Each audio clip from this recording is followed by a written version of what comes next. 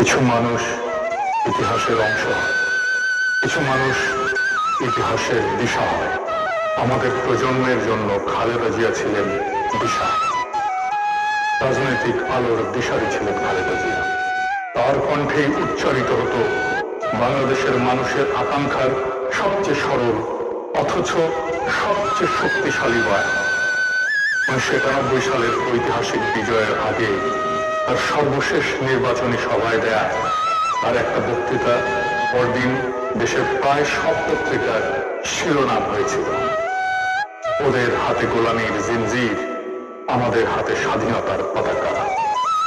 বাংলাদেশের কোন রাজনৈতিক নেতা কখনো দেশের সম্মিলিত ভয় এবং স্বপ্নকে এত গভীরভাবে এত সহজে ভাষা দিতে পারেনি। আমাদের জাতির সবচেয়ে প্রাথমিক এবং সবচেয়ে প্রকট রাজনৈতিক শঙ্কা ভারত